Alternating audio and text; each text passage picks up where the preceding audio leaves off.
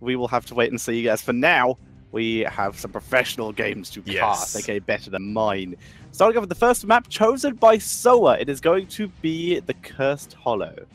Yeah, the Cursed Hollow for now, always a nice opening. I think by now it has transcended into a comfort map that all regions like to play on, and I don't think there's any better map to start a series on, with the exception maybe of Infernal Shrines, but both of those maps are super neutral, super anti-snowbally, I want to say.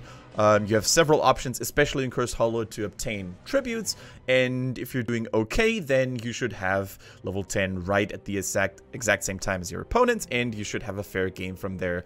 So I'm really looking forward to seeing what these two teams have brought to the Nexus today. We're going to find out.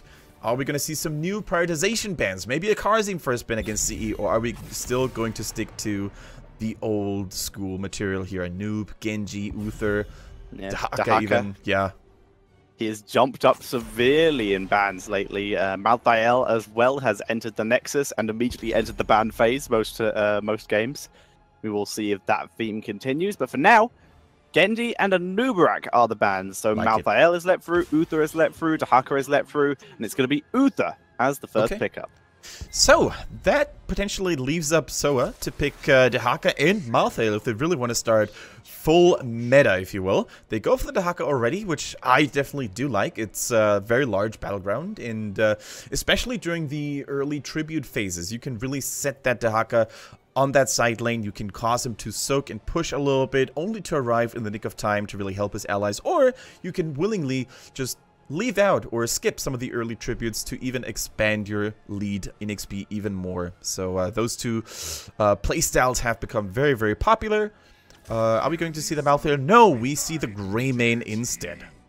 Indeed, so this is basically the same combo as we would see with the Anubarak Greymane, just going for some big old lockdown and some follow-up burst differences. The Dahaka also gives the global potential, but doesn't have as much setup potential as the Anubarak has. So still works out. They still have some good teamfight potential and some good laning potential in the first two picks. That looks nice. Now, see, they've opened themselves up to so many compositions. They do like a melee assassin every now and again, so we could see that potentially coming in from them. This will be the first time in a while that they haven't actually played a Nubarak, I will say, due to the last 3 games they have played a Nubarak. So instead, double Angels coming in, the Malthael and the Tyrael. And if they wanted to, they could still pick Ariel and go for a double support assassin combo. So, with the double Angel, this already looks quite scary for SOA, because with Uther and Tyrael in the mix, we do have the potential for double invulnerability on Malthael, and when he pops the Tormented Souls and goes ham mode, and he can't even be touched by anything, it is going to be a very scary foe to face. Now, are we going to see Sanctification and Divine Shield? Maybe. We could also see a mixture. We could also see just a Divine Shield plus Judgment, or Divine Storm plus Sanctification. But either way, Tetra, I think this is exceptional protection for Malthael. It is exceptional protection indeed, and he needs it. Malthael is one of the scariest heroes in the game in terms of damage output and sustainability. But if he's silenced or stunned, he is nothing. All of his power comes from his abilities. He doesn't do much attack damage at all.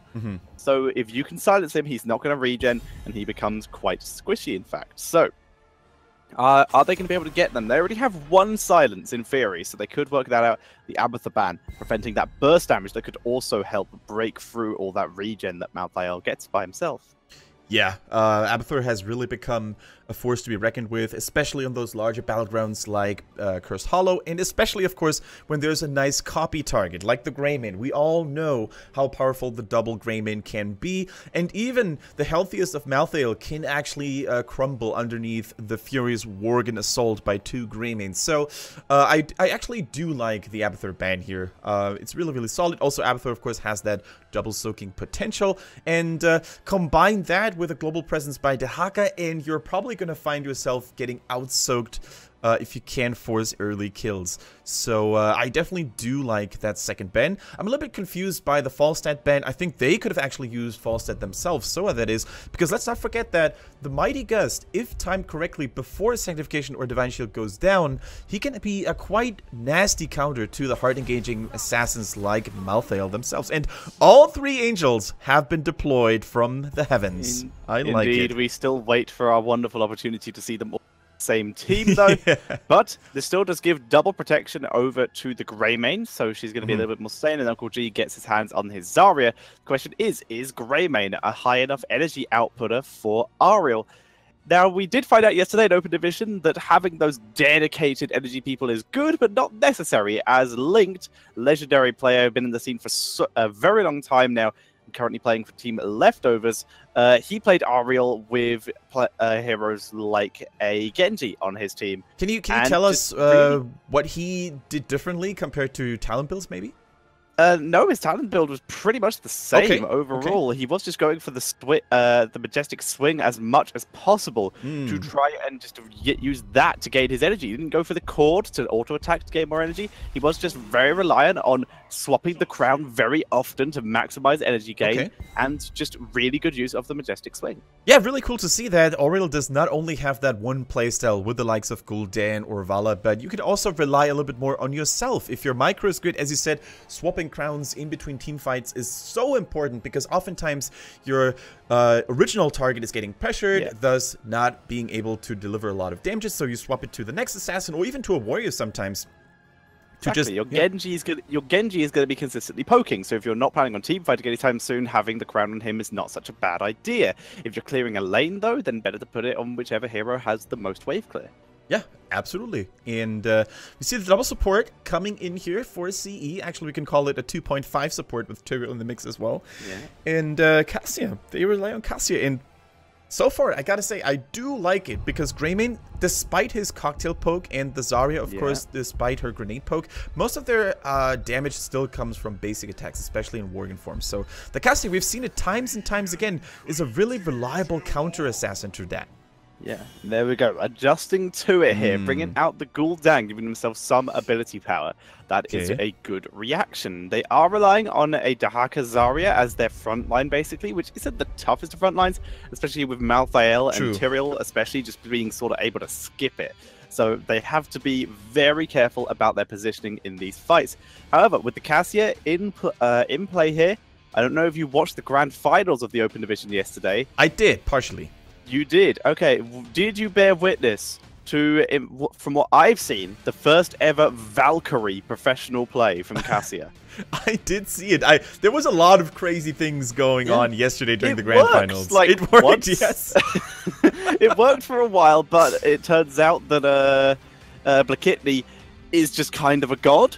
So it was able to just get consistently good cleanses. There was a good Aegis as well from Linked, and they were able to deny it a lot of times. But either way, it was still super cool to see that Valkyrie play coming in.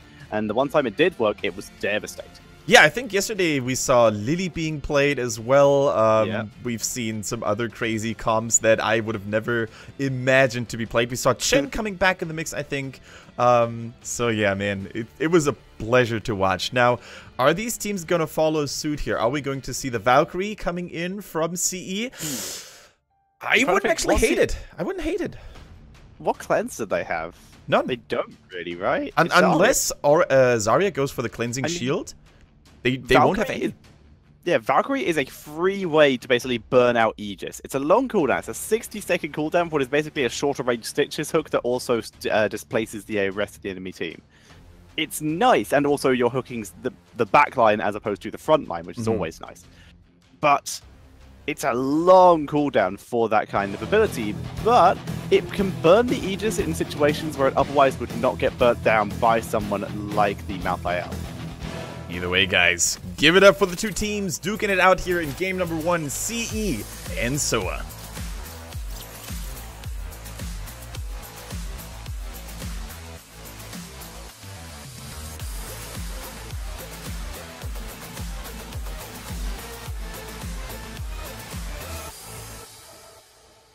And on Cursed Hollow, we see in the blues trying to cause an upset here against the reigning Chinese champion CE. It is SOA. They've been looking better and better as time went by. So we have Fei Yi on the Gul'dan, not on the support this time. Uncle G takes over that spot on the Oriel. We have Tank over on the Greymane, Spark BZ on the Dahaka, and last but not least, we have a Zarya, whose name I did not catch. Shy. So on the outside, we have CE, our Chinese champions, a Lufel on the Uther, Wind Wind on the Tyrael, KTY on the Cassia, Paradise on the Malthael, and Zuyu is playing the Tastar. Now, the thing is, Zuyu, we keep arguing that he can sort of fill in for that best ranged assassin in the world role, and then he comes out and is like, I'm the Tassadar in this game. And this is awesome because he's still going to be playing it in terms of damage dealing. He's just also doing that role, and that's the joy of it, that your damage flex in some cases can play Tassadar and still play him as a damage dealer. That's the joy of Tassadar right now. Yeah, both teams having some surprising role swaps here. Uncle G on the main support, whereas Fei Yi, who's normally their main support player,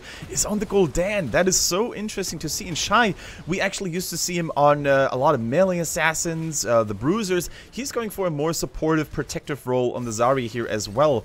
And only Tank Ovo here on the Greymane. He's definitely their main assassin player. And as you said, CE also surprising us a little bit. Zuyu on the Tassadar, but oftentimes Tassadar is handled like an assassin these days, with the Archon, with the strong basic attacks, the Storms, and Shy is about to fall. There we go. The Side Storm, but Wind does fall. A little bit overgreed there. Absolutely. We'll use that explosion to poke down Tank Ovo and clear up a little bit of that minion wave, allowing Lufel and to finish it off. And KTY apparently got harassed down pretty badly in the mid lane while we weren't looking. Yeah, absolutely. That is, of course, a big weakness of Cassia as a hero. Those strong pokers, especially Gul'dan, who's pumping out spells like crazy all the time, they can actually deal full damage onto a Cassia. Her trait only works against physical damage, auto attackers to be precise. So if Cassia actually gets too close to the Gul'dan and takes too many hits, she's actually going to fall rapidly despite having a double support available. So there's going to be a lot of responsibility on Fei Yi's shoulders.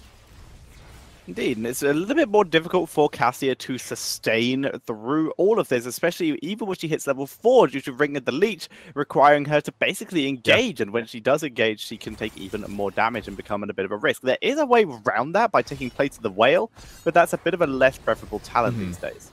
I actually like Plate of the Whale as the talent per se, however it takes so long to be completed, and especially against a team that does not have a lot of auto attackers that attack you very frequently, it's almost impossible to get the full value of. After completion, of course, you get a 10% max HP increase, but I would only recommend it against heroes like Tracer, Vala maybe even, who are going to constantly poke you with their basic attacks. Against a team that SOA has with Greymane, with a poke, and Gul'dan, definitely not recommended. Yeah, so we are going with Ring of the Leech, taking that basically that team fight potential as opposed to the laning potential. Because there's, like you said, there's no way you're going to get Plate of the Whale stacked, so you might as well just know that you're going to lose the lane and just commit to the team fights with this talent.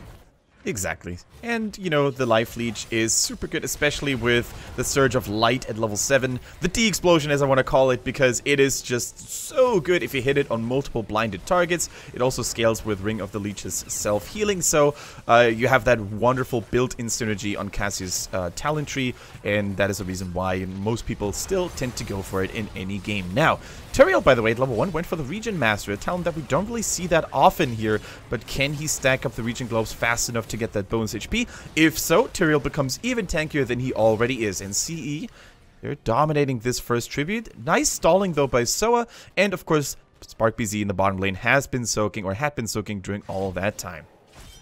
Indeed, soaking while hidden as well, so the enemies assuming that outside of sound effects, did not have any clue as to where he was. They knew he wasn't in the team fight or near them in terms of the team fight because they would have heard the burrow, but they knew that they could not see him bot lane, so they weren't 100% sure where he was. Tassadar completing the first part of his Templar's Will. We just saw the blue-purple shimmer there, and now his basic attack damage has been increased quite significantly. If he continues to stack it all the way up, he's also going to have higher cast or attack range, I should say. Now, SOA, they're pushing hard. Zuyu, the only defender here, and there's only so much one Protoss can do against 3 people. Now, the Detainment Strike missed by Uncle G, though, and Uther is tanking and body blocking Uncle G. Fast. Gotta go fast! He's taken that extra speed. The Pursuit of Justice, which is a great talent, by the way, at level 4. He's also gone for the Hand of Protection at level 7, getting that cleanse in, and to be fair, there's only 1 stun, so that makes a lot of sense. That makes a lot of sense, and we cannot underestimate the power of Hand of Protection against such crowd control like Fear, the tongue by Dehaka. There's a lot of things that can be cleansed and that can make a really big difference. Now, CE once again focusing on the tribute, whereas SOA continues to push in the side lanes. Great stalling though once again by SparkBZ. Okay, the tongue lands, but he's going to take heavy damage now. Try and pull towards you as he starts taking a hit, burst down. When's that W up? There it is, and SparkBZ 5 choices. Yeah, you don't want to mess with that bad boy called Malthael here. Now, he gave his life for a relatively good cause, though, because the top fort is about to fall. Only one more basic attack. There we go. Zarya should be safe as well. There's only Turiel and Uther here. However, getting reinforced by Tassadar now. Nicely yeah, done. this time the Detainment Strike hit the required target, and it was good. Now, as you said, Tetra, the movement speed increase on the hammer was taken by Uther at level 4, the Pursuit of Justice. But we saw a really nice counter to that as well. The speed barrier by Zarya gives 50% movement speed for as long as the target is shielded. I think that is probably the strongest movement speed buff in the game. Yeah, I'm very enjoying this movement speed meta that we're starting to get in Heroes of the Storm. We have the Dehaka speed boost, obviously. We have the Pursuit of Justice coming in. We have the speed barrier, like you said. Only talent that would also... in fact, we even have the speed teleport from Tyrael. The only one we don't really have is the speed boost from the Malthael at level 1, and the speed shield, the evasive shielding we can get from Tassadar at level 4. True, true. Actually, I would love to see more Lucio for that matter. I still think Lucio deserves a spot in the current meta with his Ampeda being buffed a little bit more, with other supports getting nerfed like the Malfurion, for example.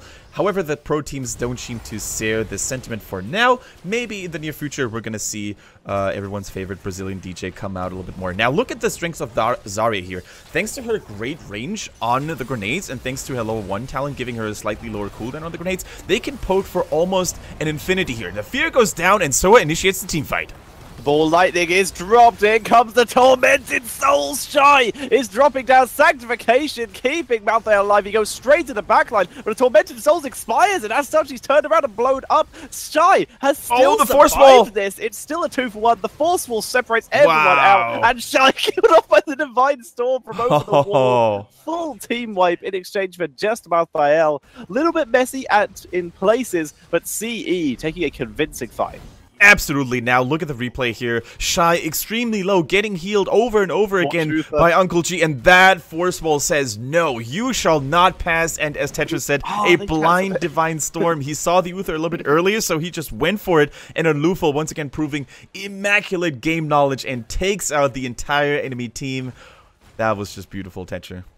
Yeah, and this is why you don't try and clear, like, I don't know what he thought would happen. Like, Uther could have just W'd over the wall as well. That was strange move. A strange move there by Shy to move that close into range. We saw some brilliant spears from KTY to drop great damage. Another force wall coming in. They want more. The expulsion zone, though, prevents this engage. And KTY now in danger. Drops a surging light to get some counter damage as he goes into full retreat.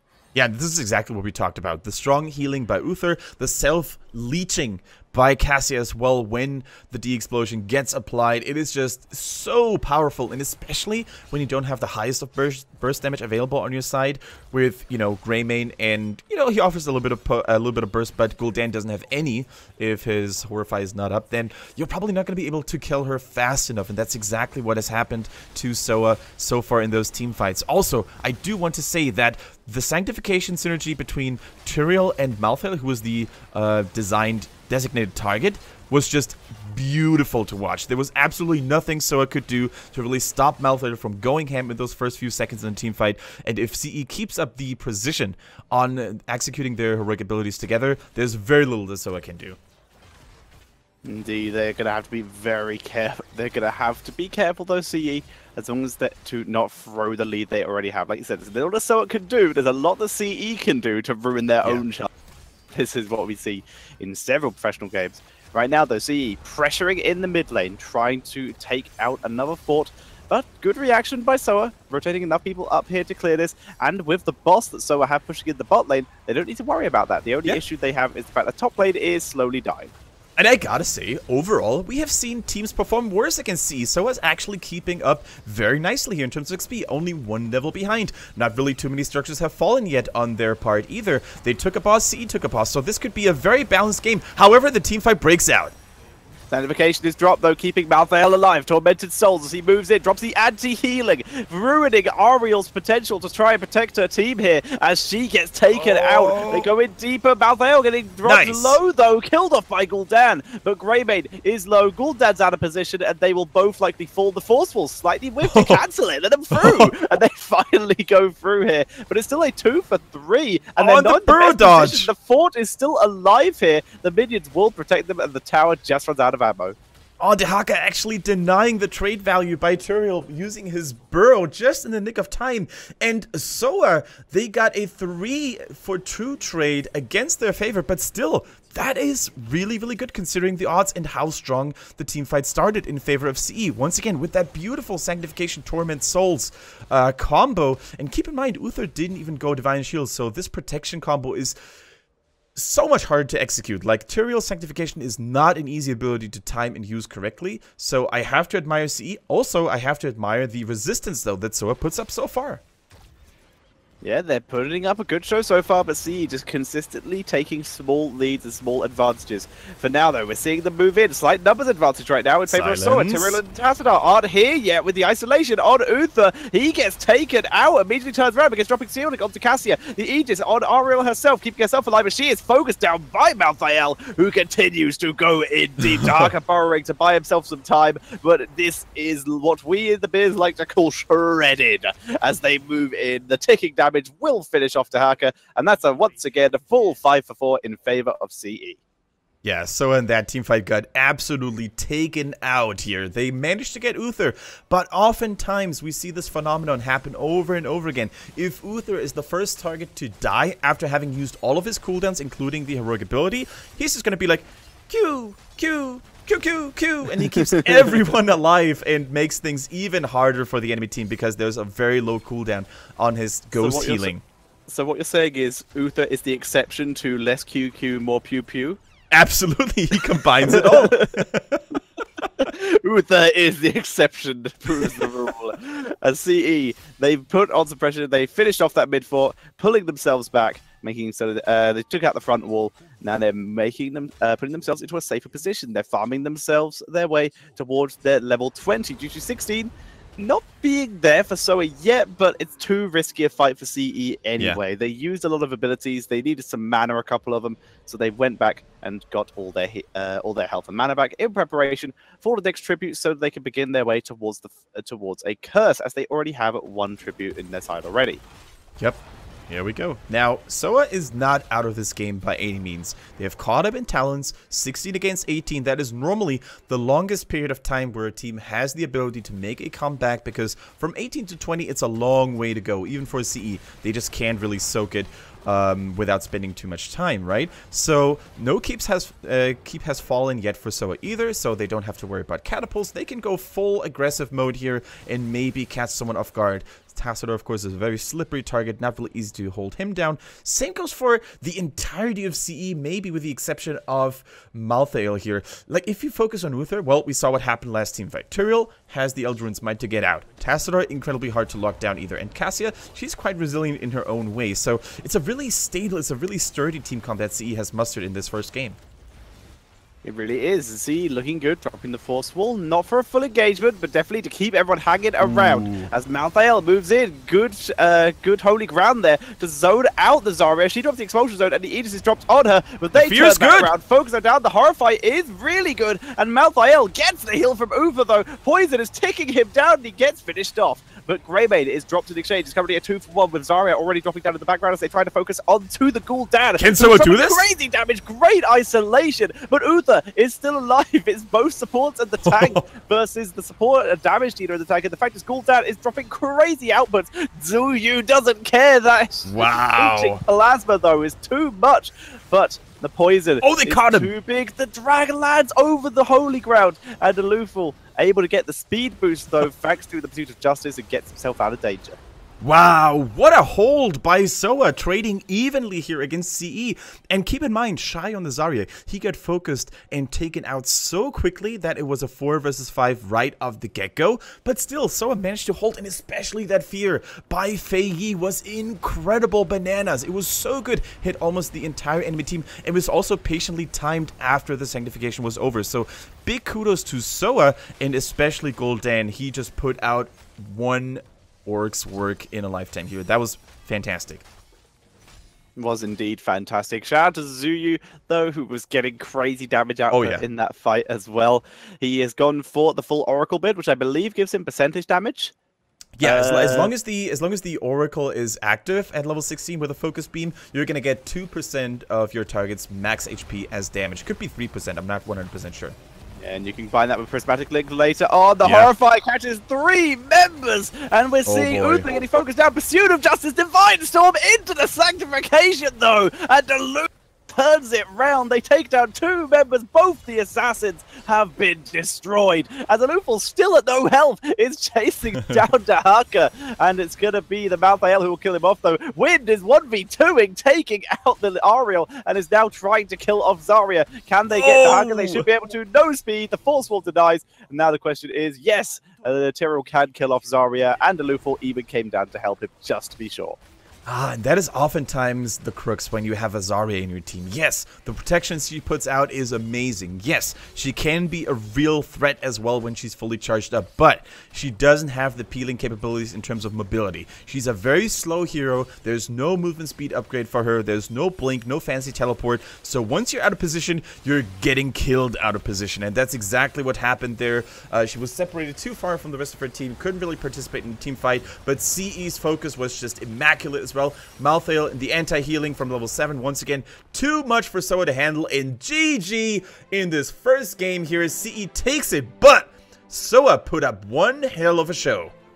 Yes, they did. Some signs of life from them, but there were a few too many 4-to-1 there for that to be considered a comebackable game for SOA. They were putting up a couple good fights. They showed that they are a really, really good team. But CE not letting them have it. That last fight from Alufal especially, insane. I wish we could get a replay of that. That was spectacular. He was focused down, used the speed boost to jump himself out of range, Divine Storm to prevent himself dying, ran into the Sanctification using another set of movement speed due to Benediction, and then got himself out of danger, and then tried to chase Dahaka while he was still on like 20 health. What an insane play. It continuously, actually it doesn't surprise me anymore, but it still surprises me in some way. How Alufal, it shouldn't surprise me anymore at least, how Alufal keeps pulling out those supports and those support builds where he manages to combine talents into a seamless talent build that not really everyone is using these days. Like, Pursuit of Justice is not your go-to talent, right? There's a lot of Holy Fire on maps where you need a little bit more wave clear. There's a lot of Holy Shock every now and then, but Pursuit of Justice just showed us how powerful of a talent it can be. And Alufal yesterday on the Kharazim, when he went for that Insight build, now in the Uther, going for a slightly different build with a Divine Storm as well instead of Divine Shield, he just made it look so easy.